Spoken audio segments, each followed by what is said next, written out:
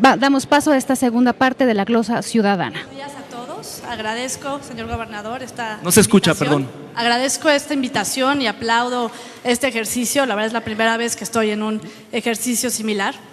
Y bueno, la pregunta que yo le tengo tiene que ver con la dimensión 6 de su informe, dedicada a instituciones confiables y efectivas. Es común que los gobernadores se comprometan públicamente con la transparencia y la rendición de cuentas, pero en los hechos muchas veces vemos que estos compromisos pues no se concretan. Sabemos que la transparencia, el discurso de la transparencia vende muy bien, no solo porque puede dar legitimidad, sino también porque puede dar credibilidad a los gobiernos.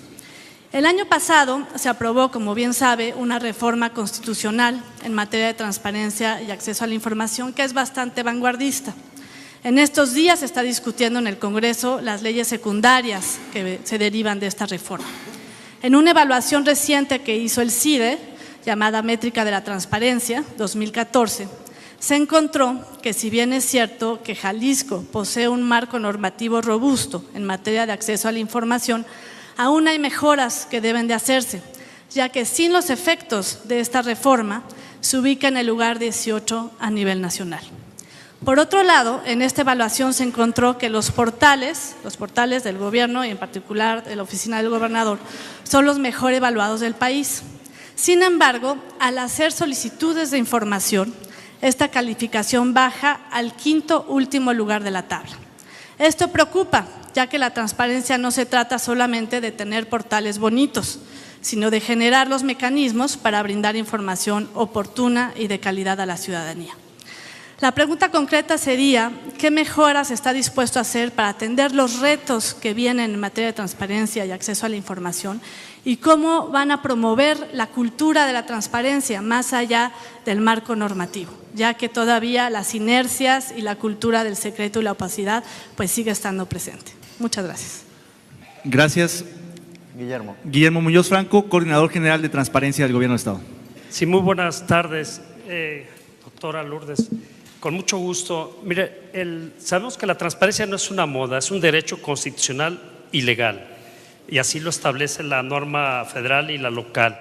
Por supuesto que la evaluación de la métrica nacional que llevó a cabo el CIDE a través de la COMAIP, efectivamente se evaluaron 5 dimensiones dentro de los portales.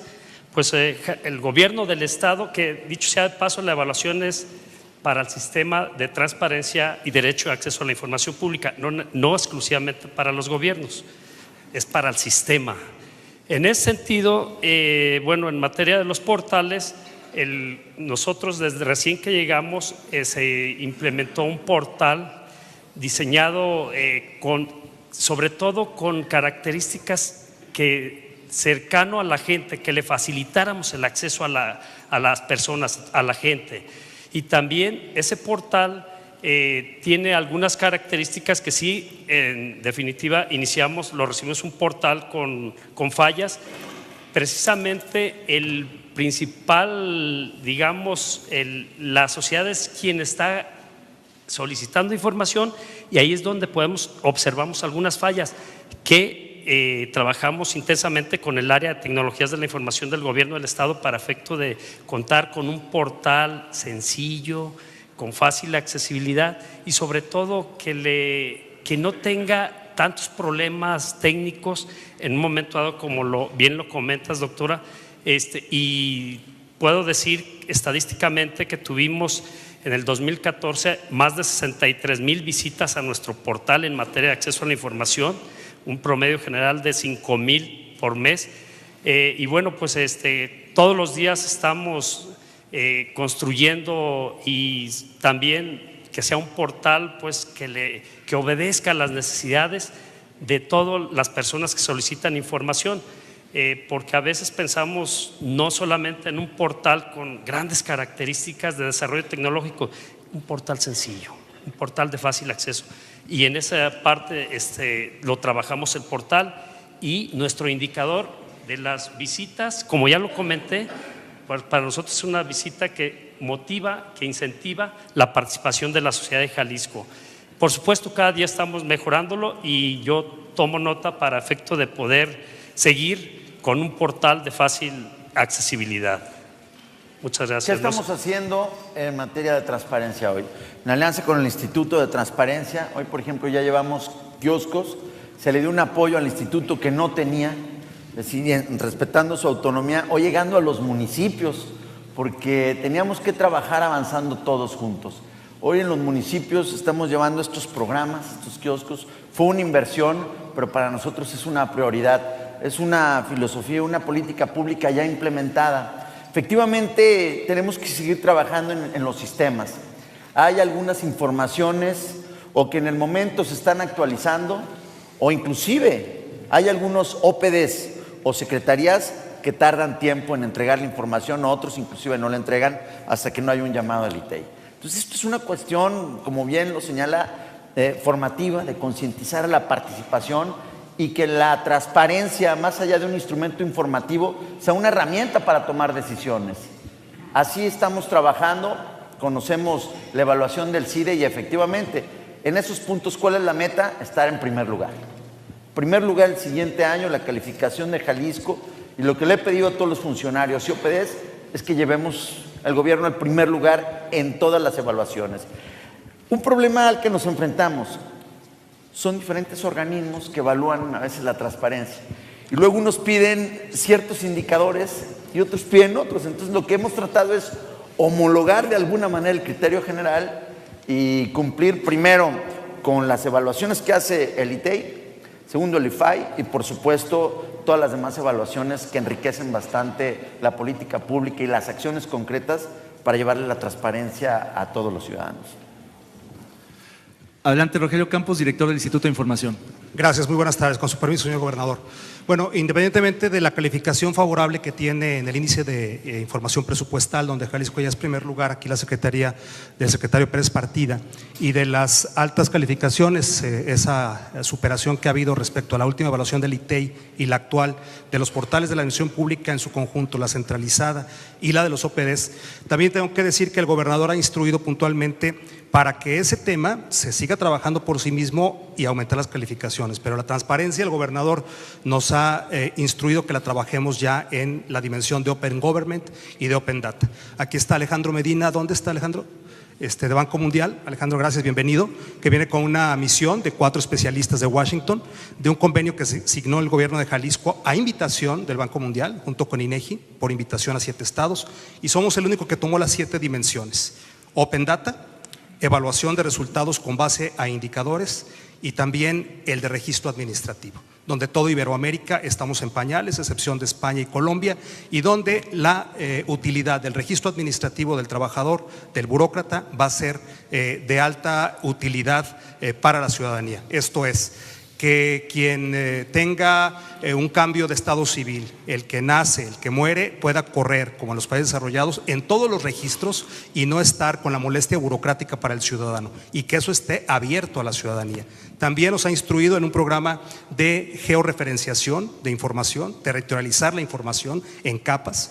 En ese sentido, rescatamos una inversión de $5.5 millones que heredamos del gobierno anterior, pero que las máquinas estaban vacías. Estamos cargándolas de información para que en esas capas no solamente se puedan tomar decisiones, sino que sean útiles para la sociedad, para la iniciativa privada, y donde estén atlas de riesgos, usos de suelo y toda la información que se tiene en dado caso de un siniestro, etcétera. Entonces, la transparencia, el gobernador nos ha instruido que la entendamos no nada más como el cheque, no nada más como lo que ya debemos de cumplir por obligación de la ley, sino que vayamos a ser vanguardia dentro de los estados de la República.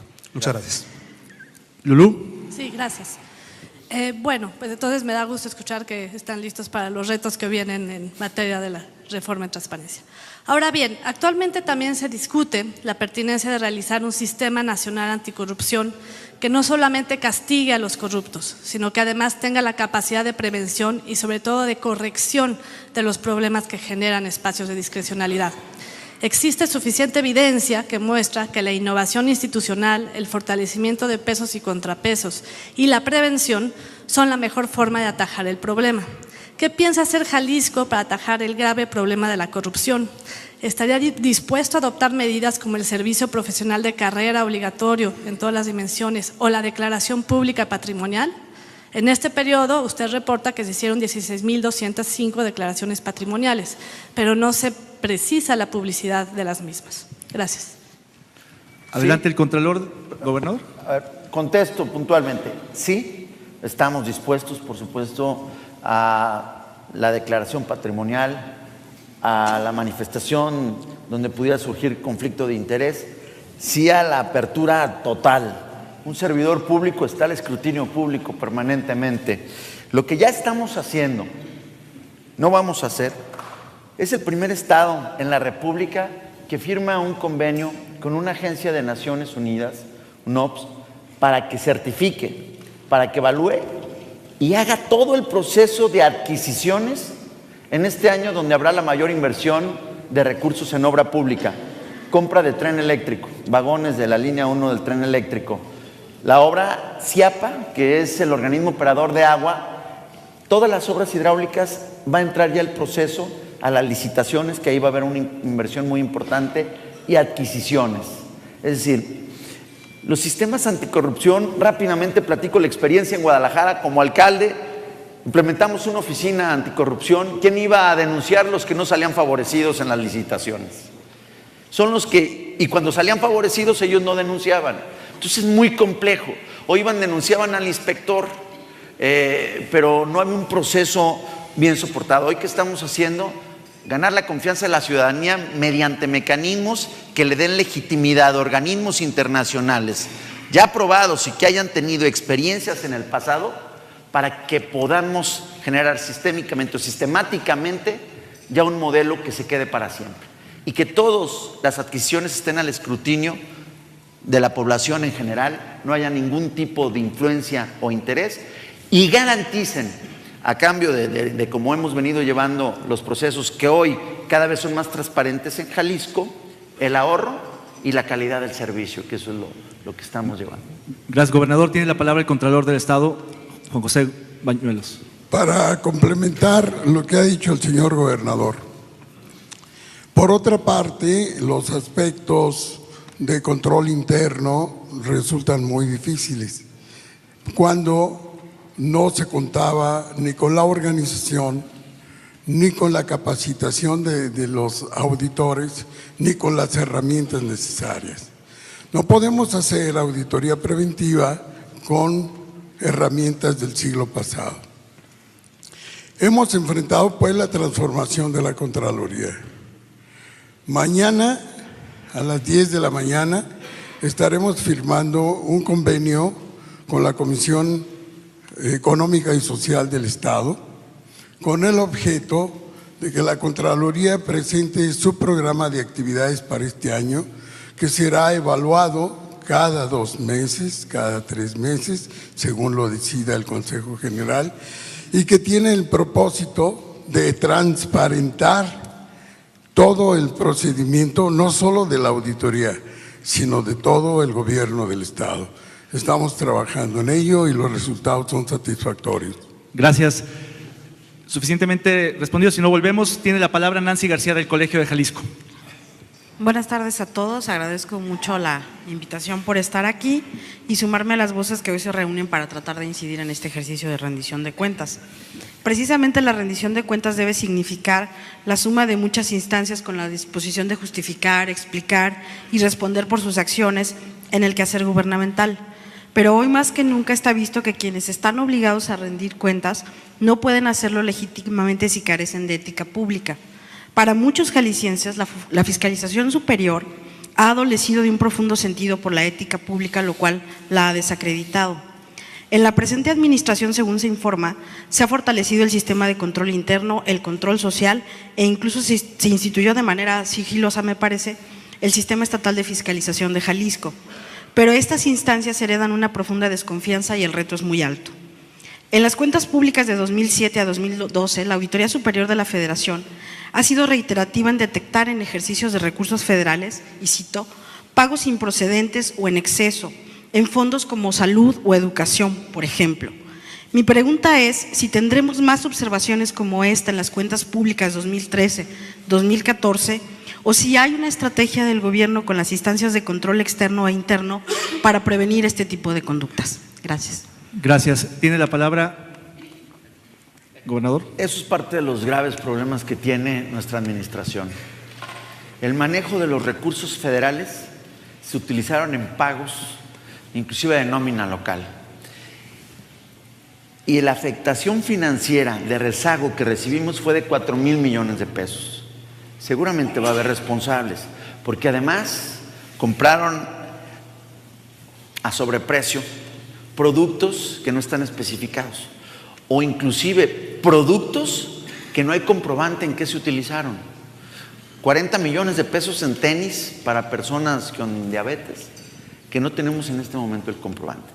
Todo eso ha venido generando un rezago y una afectación, por supuesto, en la prestación del servicio en materia de salud, y no se diga en educación también. Sucedió lo mismo. Recurso federal con una nómina estatal que es igual a la federal, a diferencia de la mayor parte del país, ahí se tuvo que pagar. En unos está muy comprobado que se utilizó y se invirtió en el mismo servicio, en otros casos no. Ahí habrá responsables. Estamos modificando el mecanismo y sobre todo anunciando a la federación los trámites y los pagos que se están haciendo. Sí hay algunas irregularidades administrativas que se tienen que ir regularizando conforme pasa el tiempo, pero al fin de cada ejercicio fiscal podemos nosotros generar la comprobación de todo. Es decir, no se va a repetir. ¿Qué tenemos? Un problema grave, heredado, que no solamente la Auditoría Superior de Fiscalización, sino la propia Contraloría lo ha señalado. 4,000 millones de pesos de afectación cuando recibimos la administración en el 2013 y alrededor de 3,000 millones de pesos en educación. Ahí es donde está el principal problema financiero del Estado, que con todo y el presupuesto austero y las medidas de austeridad sigue siendo un grave problema y un rezago que tenemos que regular. Si quieren agregar algo, sí. Héctor Pérez Partida. Sí, con su permiso, gobernador. Por instrucciones del gobernador hemos venido trabajando en 4 grandes ejes, lo que es la transparencia, la rendición de cuentas, la participación y la colaboración ciudadana y el uso de tecnologías de la información para hacer accesible la información del gobierno y que el ciudadano vigile las acciones de gobierno. Efectivamente, recibimos unas finanzas con pasivos de corto plazo de alrededor de los 6,000 millones que hemos venido bajando, y con observaciones de la Auditoría Superior de la Federación que ascienden a poco más de 4,000 millones de pesos. El pliego de observaciones que tenemos de la Auditoría Superior de la Federación son alrededor de 400, que consisten en petición de información, aclaraciones, petición de documentación, procedimientos resarcitorios, utilización de recursos que violan las reglas de los fondos. La Auditoría Superior de la Federación nos audita el Fondo de Aportaciones a la Seguridad Pública, el Fondo de Infraestructura Social Municipal, el Fondo de Aportaciones a la Educación Básica, el Fondo de Aportaciones a la Educación Técnica de adultos, el FASA, el Fondo de Aportaciones a la Seguridad, a la Secretaría de Salud, lo que tiene que ver con el Seguro Popular y las villas panamericanas. También hay observaciones de la Auditoría Superior de la Federación sobre el manejo de los recursos de las villas panamericanas. En muchos de esos casos, la Auditoría Superior ya inició procedimientos resarcitorios, es decir, ya les notificó a los funcionarios que aclaren o reintegren esos recursos que no fueron utilizados conforme a las reglas de operación que establece cada uno de los fondos. Por instrucciones del señor gobernador, hemos mantenido una estrecha colaboración transversal con todas las secretarías para disminuir ese tipo de observaciones en la presente administración. En lo que se refiere, por ejemplo, a educación, que es un tema fundamental, como lo menciona el gobernador, el Fondo de Aportaciones a la Educación Básica y el FAETA, las observaciones que tenemos se han venido reduciendo. En lo que tiene que ver con el sector salud, que es otro de los sectores críticos, también se han venido reduciendo. Y pensamos que conforme avancemos en los 4 ejes que señalamos, Eso va a obligarnos a ser más disciplinados en el ejercicio de los recursos y a ser más cuidadosos en la aplicación de toda la normatividad que aplica a esos recursos. Gracias, secretario. ¿Alguna otra cuestionamiento?